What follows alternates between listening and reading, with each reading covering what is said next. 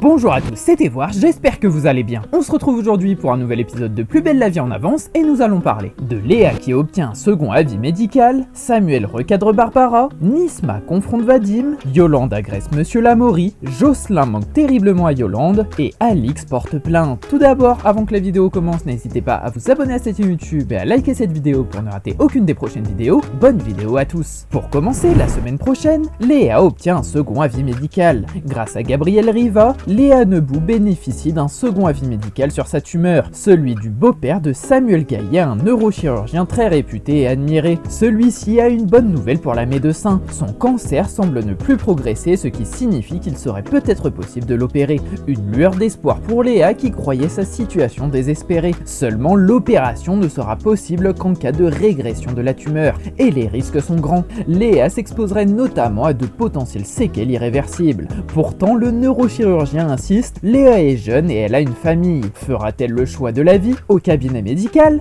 Gabriel, Léa et le beau-père de Samuel se sont donné rendez-vous au sein d'une salle de consultation afin de se pencher plus en détail sur le cas de la médecin. Et après un long moment de silence et d'observation, le neurochirurgien fait comprendre à Nebou et Riva que la tumeur n'est peut-être pas si grave qu'elle en a l'air. En effet, même si les deux docteurs ne comprennent pas tous les termes techniques, ils réalisent malgré tout que Léa pourrait envisager de se faire opérer par le beau-père de Samuel, car ce dernier vient d'observer ses examens et il est formel, la tumeur ne progresse plus et il accepte de mener à bien son opération dès lors où la tumeur commencera à régresser. Malheureusement, le neurochirurgien va devoir ramer un peu pour obtenir la confiance de Léa, qui en tant que professionnel de santé a très peur des séquelles qui pourraient arriver avec ce type d'intervention. Mais l'homme se veut rassurant et lui promet qu'il ne se lance pas dans cette opération sans être certain qu'elle peut fonctionner, et il lui demande aussi de ne pas lui donner une réponse tout de suite mais qu'elle réfléchisse plutôt à tout ce qui lui reste à vivre, en espérant que cela fasse faire le bon choix à la docteur Nebou. Samuel recadre Barbara. Samuel Gaillet rend visite à Barbara Evno Mistral. La cuisinière est très étonnée de voir le policier ici, d'autant plus quand il lui annonce qu'il vient pour lui parler à elle et non pas à Jennifer. Que lui veut-il? Samuel a une idée bien précise derrière la tête. Il sait ce que sa chérie manigance avec Barbara,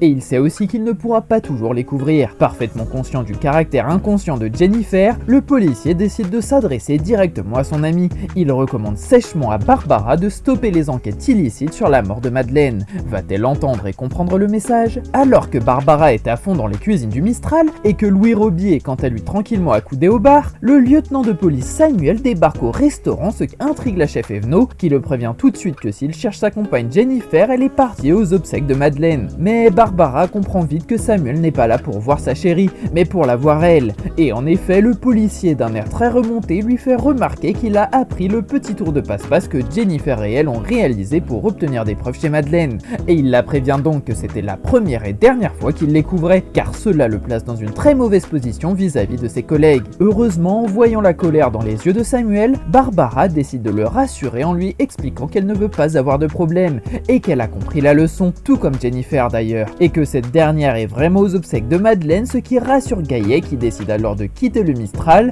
Mais il faut vraiment espérer que la chef Evno ait vraiment dit toute la vérité, rien que la vérité, sur l'endroit où se trouve son ami, qui plus est sa complice, si l'on veut éviter de nouvelles tensions. Nisma confronte Vadim. À la résidence Massalia, Nisma sympathise avec la petite nouvelle Alix. Seulement, la jeune femme ne va pas tarder à se rendre compte qu'elle n'est pas la seule à se montrer bienveillante et agréable avec Alix. En effet, Vadim semble également faire preuve de beaucoup de gentillesse à son égard. Beaucoup trop. Depuis quand Vadim se montre-t-il gentil avec les autres? Pour Nisma, ce comportement cache quelque chose de louche. La jeune femme décide de confronter son flirt. À la résidence Massalia, la vie suit son cours pour les jeunes étudiants et on peut clairement dire que Nisma et Alix se sont bien trouvés, vu comment leur complicité et leur amitié semblent déjà bien établies. Mais alors que les deux jeunes femmes discutent avec joie, le cher Vadim les rejoint en lançant directement quelques petits pics à Alix qui ressemblent beaucoup à du charriage. Mais étonnamment, Alix ne le prend pas mal, car elle commence à cerner le personnage et semble plutôt bien l'apprécier depuis qu'elle sait qu'il cache une double personnalité.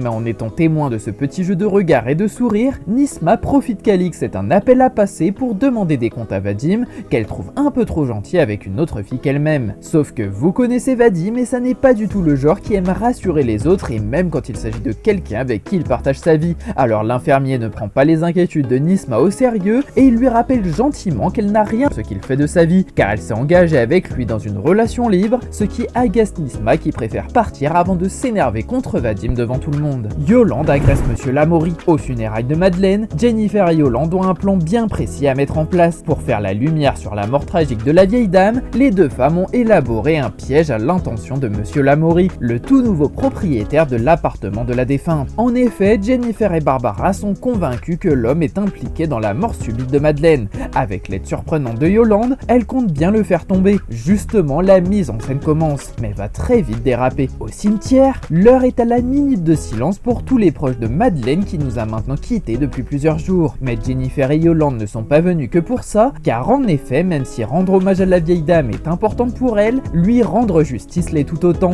Alors Jennifer demande à sa complice si elle se souvient bien du plan qu'elles ont mis en place pour piéger Lamoury, avant de faire un signe à ce dernier qui se dirige alors vers elle. Une fois en face de l'homme, les présentations sont rapidement faites et les talents de comédienne de Yolande peuvent enfin entrer en jeu, lorsqu'elle fait croire à Lamoury qu'elle était particulièrement proche de Madeleine, car elles avaient toutes les deux un problème au cœur et que leur première rencontre a eu lieu au cabinet médical du quartier. Mais alors que tout se passe étrangement bien, Yolande ne peut s'empêcher de traiter Monsieur Lamoury de vautour, lorsque Jennifer place dans la conversation qu'il connaissait Madeleine car il a obtenu son appartement en viager, et cela fait alors fuir l'homme qui n'est pas venu pour se faire accuser de profiteur, et Jennifer est alors dépitée de plan tombe à l'eau et que Yolande n'est peut-être au final pas la meilleure complice qu'il soit. Jocelyn manque terriblement à Yolande. Nouvelle étape dans le plan de Jennifer et Barbara, prendre Monsieur Lamoury à son propre piège. Avec l'aide de leur agent infiltré Yolande Cendré, les deux femmes ont élaboré une mise en scène afin d'attirer leur principal suspect dans les mailles du filet. Yolande doit faire croire à Monsieur Lamoury qu'elle souhaite à son tour mettre son appartement en viager. Pour faire la lumière sur la mort tragique de Madeleine, le trio de choc est prêt à tout.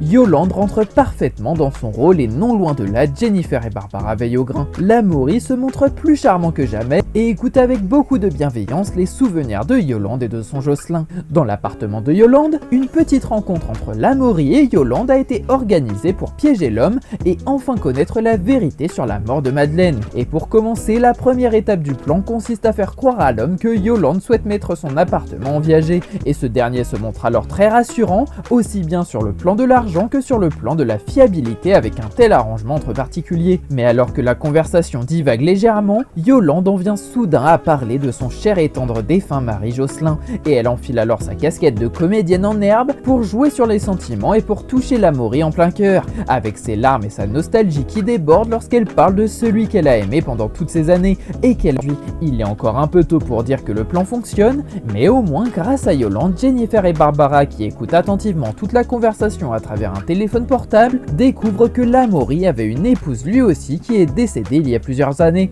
et qui lui manque terriblement, ce qui pourrait peut-être expliquer son comportement suspect avec Madeleine. Enfin, la semaine prochaine, Alix porte plainte. Alix est embêtée, son scooter a disparu. Elle se rend au commissariat du Mistral pour signaler le vol de son véhicule. Malheureusement pour elle, la police n'est pas en mesure de faire grand chose. C'est la goutte de trop pour la jeune femme qui enchaîne galère sur galère depuis pas mal de temps déjà. Samuel Gaillet recueille sa déposition et tente de se montrer compréhensif. Il lui promet de la rappeler s'il parvient à retrouver le scooter. En attendant, Alix repart encore une fois bredouille. Au commissariat du quartier, Alix, la nouvelle résidente de Massalia, est tranquillement installée au bureau du lieutenant Samuel Gaillet qui prend sa plainte très au sérieux, et en effet la jeune femme vient de se faire voler son scooter quelques heures plus tôt et elle explique aux policiers qu'elle pense l'avoir garé à la résidence Massalia la veille et qu'elle espère vraiment qu'il va pouvoir l'aider à retrouver son véhicule. Malheureusement, Alix n'a pas les moyens d'assurer son scooter, alors elle ne pourra jamais se faire rembourser si elle ne le retrouve pas, d'autant que ce véhicule était la seule manière pour elle qu'elle avait pour se déplacer. Mais Samuel, qui vient tout juste d'imprimer sa déposition, lui explique qu'elle n'a plus qu'à lire sa déposition et à la signer. Sauf qu'Alix sait très bien que la police ne va rien pouvoir faire pour retrouver son scooter, alors elle décide de faire une fausse lecture à voix haute qui décrit en fait sa vie minable qu'elle ne supporte plus. La jeune femme quitte alors le commissariat très déçue, et Samuel, qui a l'air touché par les galères d'Alix, la prévient avec un sourire rempli de bienveillance que s'il retrouve son véhicule, il la préviendra sur le champ, ce qui semble malgré tout faire plaisir à l'étudiante qui ne sait plus vraiment comment remonter la pente ces derniers temps. Cette vidéo est déjà terminée, j'espère sincèrement qu'elle vous aura plu. Je vous le rappelle, n'hésitez pas à vous abonner à cette chaîne YouTube et activer la cloche pour ne rien louper. C'était Voir, merci à tous, passez une très belle journée.